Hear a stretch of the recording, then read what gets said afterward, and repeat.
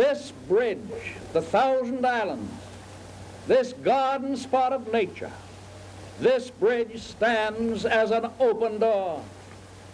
There will be no challenge at the border.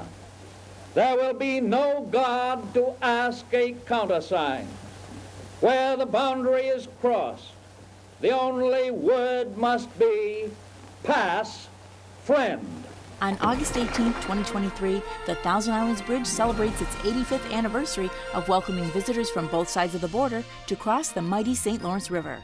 So the bridge was nated back in the 30s. There was a ferry system that ran between the mainland U.S. and to Wellesley Island, and then also over in the Canadian side. And there was congestion. In the 30s was when the time when the car was becoming more commonplace in households, and it was a way to relieve congestion with the ferries and also provide a direct connect from the U.S. to Canada and vice versa.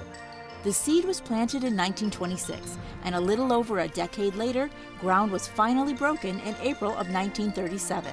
The ambitious construction project faced many difficulties. So some of the challenges were the weather, of course.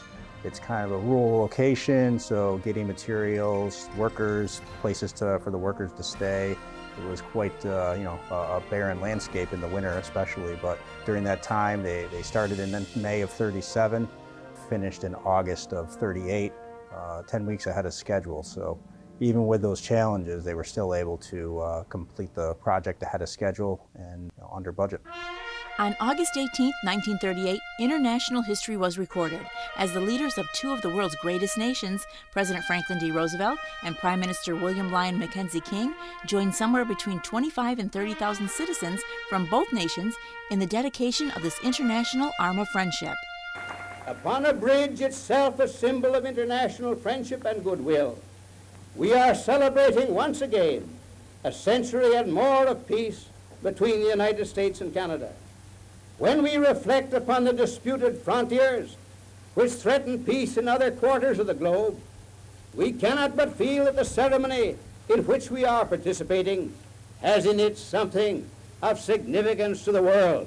At Dedication Day, a little boy from the United States and a little girl from Canada posed together on the International Bridge.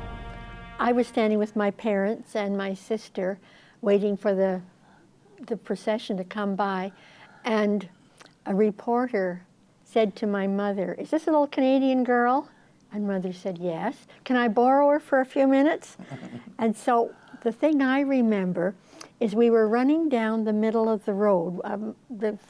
A reporter had my hand, and I can remember the Mounties with their red coats on either side, and my mother in hot pursuit right behind, making sure everything was all right.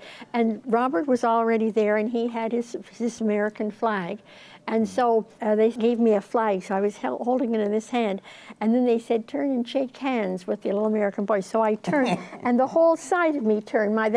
So in the original picture, my foot is twisted, and so I'm turning like this to shake hands with Robert. The Thousand Islands Bridge system extends from Collins Landing near Alexandria Bay, New York, to Ivy Lee near Gananoque, Ontario, covering a distance of 8.5 miles. Over the past 85 years, the 7 spans of the Thousand Islands Bridge have undergone many renovations and updates. Daily maintenance has enabled the bridge to age gracefully and safely. So the authority prides itself on its maintenance of the structure, and we have a crew of full-time bridge maintenance staff on both sides of the border, both U.S. and Canadian, as well as a number of seasonal staff that we hire each summer to help in our painting program. It takes approximately 7 years to paint the structure from one side to the other. Not all continuous, different spots are picked each year based on our engineers. We use sand, we don't use salt on the structure, so that definitely helps on keeping it in the condition that it is.